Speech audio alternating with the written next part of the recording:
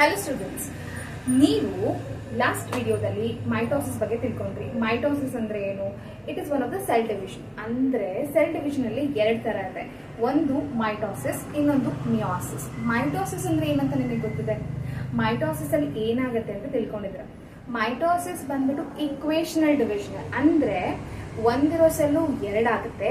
At the same time chromosome number ಏನಿರುತ್ತೆ parent cell ಅಲ್ಲಿ ಅಷ್ಟೇನೆ ಡಾಟರ್ ಸೆಲ್ಗೆ ಟ್ರಾನ್ಸ್ಫರ್ ಆಗಿರುತ್ತೆ. ಅದು ಬಂದು ಮೈಟೋಸಿಸ್.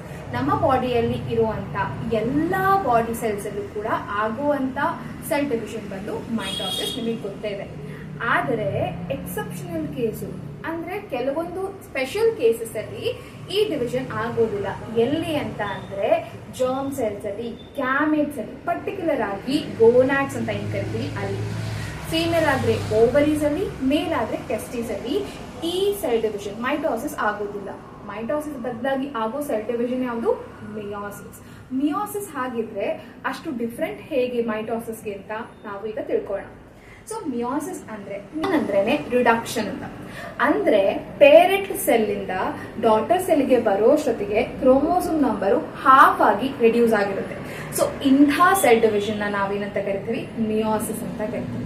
ಸೊ ಯಾಕೆ ಇದು ಪರ್ಟಿಕ್ಯುಲರ್ ಆಗಿ ಗೋನಾಡ್ಸ್ ಅಲ್ಲೇ ಆಗಬೇಕು ಅಂತ ಅಂದ್ರೆ, ಗೋನಾಡ್ಸ್ ನಿಮ್ಗೆಲ್ಲ ಗೊತ್ತಿರೋ ಹಾಗೆ ಅದರ ನೇಚರು, ಅದರಲ್ಲಿ ಇರೋ ಕ್ರೋಮೋಸೋಮ್ ನಂಬರ್ ಹೆಪ್ಲಾಯ್ಡ್ ಇರುತ್ತೆ. ಹೆಪ್ಲಾಯ್ಡ್ ಅಂದ್ರೇನು, ಡಿಪ್ಲಾಯ್ಡ್ ಅಂದ್ರೇನು, ಪ್ರತಿಯೊಂದನ್ನು ತಿಳ್ಕೊಳ್ಳಿ. ಮಿಯೋಸಿಸ್ ಬಂದು reductional division. It is reductional division.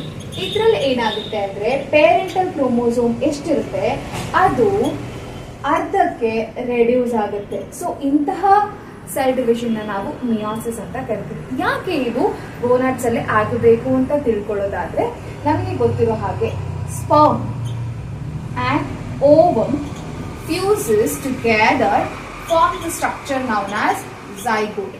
zygote ನ ಫಾರ್ಮ್ ಮಾಡುತ್ತೆ. ಈ zygote ಕೂಡ ಡಿಪ್ಲಾಯ್ಡ್ ನೇಚರ್ ಇರುತ್ತೆ. ಡಿಪ್ಲಾಯ್ಡ್ ಅಂದ್ರೆ ಏನು? ಸೊ ಬೇಸಿಕಲಿ ಸ್ಪರ್ಮ್ ಅಲ್ಲಿ 23 ಕ್ರೋಮೋಸೋಮ್ ಇರುತ್ತೆ. ನಿಮಗೆಲ್ಲ ಗೊತ್ತಿರೋ ಹಾಗೆ ಹ್ಯೂಮನ್ಸ್ ಅಲ್ಲಿ ಕ್ರೋಮೋಸೋಮ್ ನಂಬರ್ ಎಷ್ಟಪ್ಪ? 46.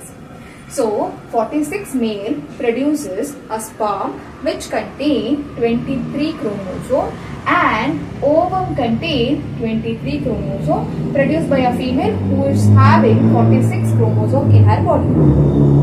ಈ ಸ್ಪರ್ಮ್ ಮತ್ತೆ ಓವಮ್ ಫ್ಯೂಸ್ ಆಗಿ ಬರುವಂತ ಝೈಗೋಟ್ ಅಲ್ಲಿ ಎಷ್ಟಿರುತ್ತೆ? 23 + 23 46. ಅಂದ್ರೆ ದಿಸ್ ಝೈಗೋಟ್, ಈ ಝೈಗೋಟ್ಗೆ ಸ್ಪರ್ಮ್ ಇಂದ 23 ಕ್ರೋಮೋಸೋಮ್ ಅಂದ್ರೆ 1 ಸೆಟ್, ಓವಮ್ ಇಂದ 1 ಸೆಟ್. ಸೊ ಟೋಟಲ್ ಆಗಿ ಎಷ್ಟು ಸೆಟ್ ಆಯ್ತು? 2 sets. If this zygote gonna be organism in the future or human being in the future, right? So ಈ organism ಬಾಡಿಯಲ್ಲಿ ಎಷ್ಟು ಸೆಟ್ ಆಫ್ ಕ್ರೋಮೋಸೋಮ್ ಇದೆ? 2 sets of chromosome ಇದೆ. one from father and one from mother. So if they are having 2 sets of chromosome, it is called as diploid nature and we represent that in the number 2n. 2 number ಅಲ್ಲಿ. So one set father and other set from mother. So 2 set organism ಅಲ್ಲಿ ಇರೋದ್ರಿಂದ ನಾವದನ್ನ diploid ಅಂತ.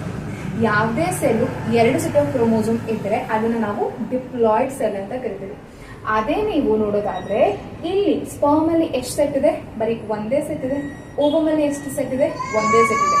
So ಹಾಗಿದ್ರೆ ಇದು ಯಾವ cell? Haploid cell. Has the sperm and ovum has only 1 set of chromosome. It is called as haploid cell. So ಅದನ್ನ ನಾವು ಬರೀ N ಅಂತ ರೆಪ್ರೆಸೆಂಟ್ ಮಾಡ್ತೀವಿ. ಈ ತರ ಮಿಯೋಸಿಸ್ ಸೆಲ್ ಡಿವಿಷನ್ ನಮಗೆ ಕಾಣಿಸೋದು ಗೋನಾಡ್ಸ್. ಟೆಸ್ಟಿಸ್ ಅಲ್ಲಿ ಆಗಿ ಸ್ಪರ್ಮ್ಸ್ ಪ್ರೊಡಕ್ಷನ್ ಆಗುತ್ತೆ. ಅದೇ ಓವರೀಸ್ ಅಲ್ಲಿ ಆದ್ರೆ ಓವಮ್ ಪ್ರೊಡಕ್ಷನ್ ಆಗುತ್ತೆ. ಸೊ ಹಾಗಿದ್ರೆ ಮಿಯೋಸಿಸ್ ಏನಕ್ಕಾಗುತ್ತೆ ಅಂತ ನಿಮ್ಗೆ ಅರ್ಥ ಆಗಿರ್ಬೇಕು. ಮಿಯೋಸಿಸ್ ಆಗೋ ಮೇನ್ ರೀಸನ್ ಸ್ಪರ್ಮ್ ಸೆಲ್ಸ್ ಅಲ್ಲಿ ಮತ್ತೆ ಓವಮ್ ಸೆಲ್ಸ್ ಅಲ್ಲಿ ಅಂದ್ರೆ ಜರ್ಮ್ ಸೆಲ್ಸ್ ಅಲ್ಲಿ, ಸೆಕ್ಸ್ ಸೆಲ್ಸ್ ಅಲ್ಲಿ ಕ್ರೋಮೋಸೋಮ್ ನಂಬರು ಹಾಫ್ ಇರಬೇಕು. ಯಾವ ಆರ್ಗ್ಯಾನಿಸಮ್ ಇದೆ ಆ ಆರ್ಗ್ಯಾನಿಸಮ್ ಬಾಡಿಯಲ್ಲಿ ಎಷ್ಟು ಕ್ರೋಮೋಸೋಮ್ ನಂಬರ್ ಇರುತ್ತೆ ಅದಕ್ಕಿಂತ ಹಾಫ್ ಇದ್ರೆ ಯಾವಾಗ ಸ್ಪರ್ಮ್ ಮತ್ತೆ ಓವಮ್ ಫ್ಯೂಸ್ ಆಗುತ್ತೋ ಅವಾಗ ಡಿಪ್ಲಾಯ್ಡ್ ಝೈಗೋಟ್ ನ ಫಾರ್ಮ್ ಮಾಡೋದಕ್ಕೆ ಆಗುತ್ತೆ. ಸೊ ಅದೇ meiosis main advantage. So meiosis ಅಂದ್ರೆ ಏನಂತ ಗೊತ್ತಾಯ್ತು? Meiosis is the reductional division. Meiosis ಅಂದ್ರೆ ಏನು?